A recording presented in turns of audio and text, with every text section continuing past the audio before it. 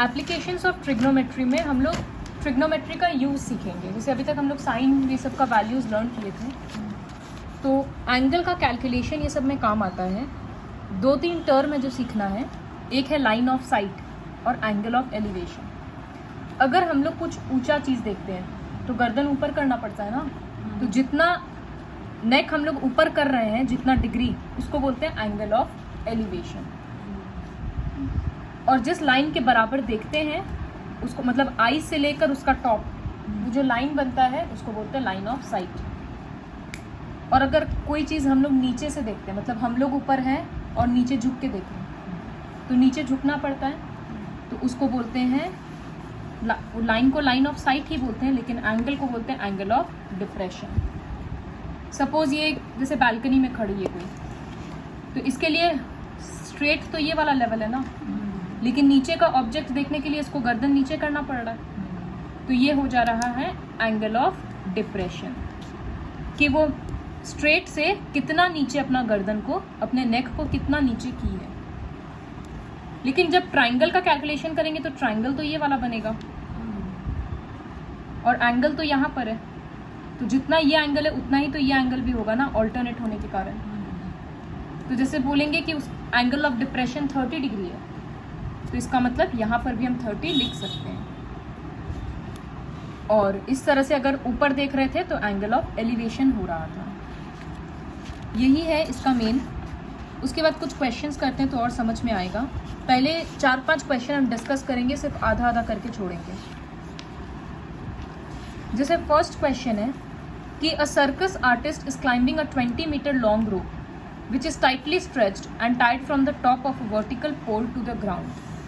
तो अगर figure draw करेंगे, इसका मतलब ये एक पोल है, इसका टॉप से एक रस्सी खींच के एकदम बांधा हुआ है, एकदम टाइट, रस्सी बीच में लूज नहीं होना चाहिए क्योंकि वो चढ़ेगा। तो ये जो 20 मीटर दिया हुआ है, ये कौन सा डिस्टेंस होगा? यहाँ पर अगर हम लिख रहे हैं let A B be the pole and C be the point on the ground, तो दिशांत 20 मीटर कौन सा लेंथ होगा? हाँ, क्योंकि रस्सी तो ये वाला है ना, तो ये 20 मीटर होगा। उसके बाद उसमें और क्या पूछा है? Find the height of the pole, इसका मतलब ए बी निकालना है। If the angle made by the ground and the rope is 30 degree, तो रोप और ग्राउंड के बीच का ये एंगल है, ये 30 डिग्री है। तो यहाँ पर हम लोग एलिवेशन वर्ड यूज नहीं कर रहे हैं क्योंकि कोई देख तो रहा नहीं है ना, मतलब कोई इंसान कोई ऑब्जेक्ट को ऑब्जर्व नहीं कर रहा, तो एलिवेशन बोलने का जरूरत नहीं है। तो जैसे हम ये परपेंडिकुलर है ना, क्योंकि यहाँ 90 डिग्री है, तो ये बेस है, ये हाइपोटेन्यूज है, तो h पता है और p निकालना है। तो p और h से या तो साइन बनता है या कोसेक बनता है, तो हम लोग साइन 30 यूज कर सकते हैं। तो इसका स्टेटमेंट क्या लिखेंगे? Let A B be the pole and C be the point on the ground.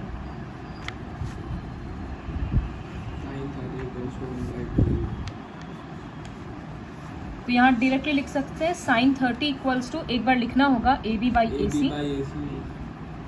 Sign 30 का वैल्यू यहाँ ए बी के बदले और ए सी के बदले 20 ऊपर जाएगा, कट के 10 आ जाएगा।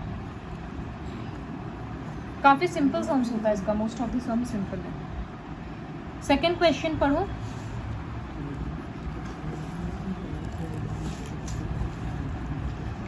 A tree breaks due to storm and broken part bends so that top of the tree touches the ground, making an angle of 30 degree. Base है 8 मीटर। Suppose 30 डिग्री है एलिवेशन। Suppose ये एक tree है, ये पूरा एक tree है,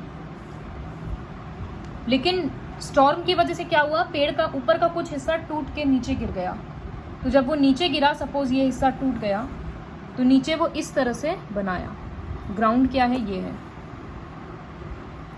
समझ में आया? तो ये पूरा ब्लू कलर वाला तो पेन ही है ना। यहाँ पर क्या बोला है कि जो हिस्सा टूटा वो ग्राउंड से 30 डिग्री बना रहा है, इसका मतलब ये वाला 30 डिग्री है। और 8 मीटर क्या है डिस्टेंस? ये बेस होगा, क्योंकि जहाँ पर ट्री का टॉप है और ट्री का ये बेस है, ये दोनों का डिस्टेंस है 8 मीटर। तो यहाँ 30 डिग्री पता है और ये पता है, इस फिगर को अगर ड्रॉ करेंगे, दीदी हाँ इसमें समझेंगे कैसे कि दीदी किसमें साइन यूज करना है, कब कैसे? जैसे अभी हम बताए ना इसमें कि यहाँ यूज करना है। यहाँ परपेंडिकुलर निकालना था हाँ। और हाइपोटेन्यूज पता है, तो H और P को यूज करते हुए कितना यूनिट्स क्या क्या जानते हैं? या तो साइन जानते हैं या कोसेक जानते हैं, तो या तो साइन 30 या कोसेक 30। इसमें tan यूज होगा। यहाँ पर दो डिग्री यूज करना पड़ेगा। दीदी कोसेक की का एच होता है ना? यहाँ पर H/P होता है, वो सब नहीं बता रहे अंशिका बम। ये पूरा पेड़ है, let BD be the tree and AD be the broken part.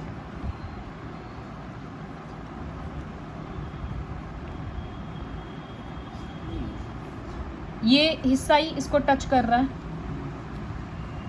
तो जितना AD होगा उतना ही AC भी होगा ना। वेरिएबल ले सकते हैं XY, बट ज़रूरत भी नहीं है। AD इक्वल्स टू AC होगा। ये एंगल 30 डिग्री बोल दिया गया है और ये 8 मीटर। हमको पूरे पेड़ का हाइट निकालना है, मतलब ये और ये दोनों निकालना है। तो ये तो ट्रायंगल का हिस्सा नहीं है, इसका मतलब हम AC निकालेंगे। पहले cos तनी हम पूछेंगे, तो एक बार AC निकालेंगे, एक बार AB निकालेंगे, फिर ऐड करेंगे। अंशिका, AB निकालने के लिए कौन सा ट्रिग्नोमेट्री यूज़ करेंगे? Trigonometric ratio. AB क्या है परपेंडिकुलर और पता क्या है? दीदी बेस तो बेस बाई tan, तो यहाँ पर tan 30 यूज़ करेंगे। जय, समझ में आया? दिशांत 30 यूज कर नहीं, अभी तो सब में 30 बन रहा है, इसलिए हो रहा है। दिशांत, tan 30 का वैल्यू क्या है? दीदी बाय चांस इधर 35 एंगल बोल दिया 35 नहीं देगा। जो वैल्यू 1/√3 1 1/√3 है।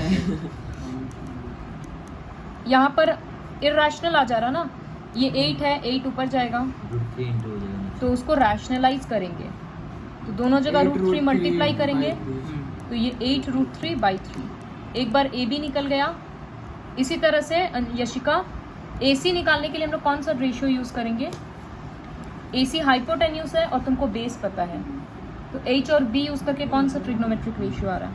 दीदी इसमें पाइथागोरस थ्योरम यूज पाइथागोरस क्यों यूज़ करेंगे? एक तो पहला बात, एक ही साइड पता है, अभी तो दूसरा निकल गया, लेकिन पाइथागोरस बड़ा होगा, ये तो जल्दी जल्दी आ रहा है। Cosec cos, base by hypotenuse cos होता है, तो cos 30 यूज़ करेंगे। कॉस का वैल्यू होता है B/8, तो ये होगा B मतलब 8/AC और cos 30 होता है √3/2।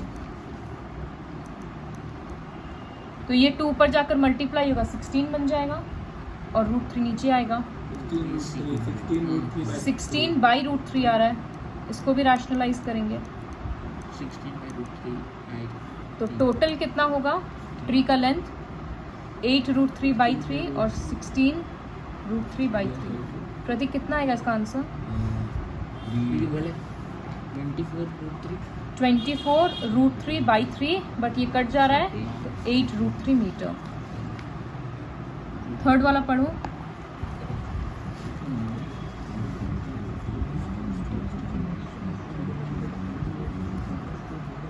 ये हम रफ में दिखा देंगे। कॉन्ट्रैक्टर को 2 स्लाइड लगाना है, एक बच्चों के लिए जो कि 5 साल से छोटे बच्चे हैं, तो उसके लिए क्या प्रेफरेंस है? She prefers to have a slide whose top is at a height of 1.5 meter and is inclined at an angle of 30 degree। तो वो जो स्लाइड, ये झूला होगा, ये 1.5 मीटर होना चाहिए और एंगल बनाना चाहिए 30 डिग्री। और उसको बड़े बच्चों के लिए चाहिए एक स्लाइड और हाइट जिसका 3 मीटर टॉप होना चाहिए और एंगल होना चाहिए 60 डिग्री। तो दोनों में पूछ रही है स्लाइड का लेंथ कितना होगा। तो अदिति, इसमें से स्लाइड कौन सा है, ये वाला या ये वाला? मतलब कौन सा डिस्टेंस निकालेंगे? तो दोनों में बस ट्रिग्नोमेट्री यूज करके हाइपोटेन्यूज निकाल लेना। खुद से स्टेटमेंट लिखना, let AB be the slide and CD be the slide, फिर 2 ट्रायंगल का अलग से होमवर्क रहेगा। हाँ, ये 60 होगा। फोर्थ वाला पढ़ो, ये भी होमवर्क ही रहेगा।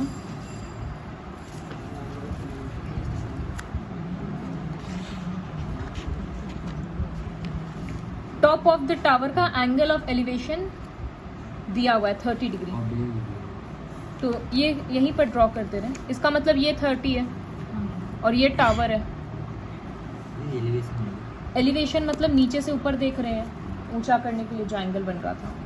तो ये 30 मीटर कौन सा डिस्टेंस होगा प्रतीक? बेस हाँ, क्योंकि बोला है away from the angle of elevation of the top of the tower. बोला है 30 metre away from the foot of the tower. Tower का फुट मतलब उसका बेस, उससे 30 मीटर दूर, तो ये बन रहा है 30 मीटर। तो यहाँ पर tan यूज करेंगे। नेक्स्ट पढ़ो।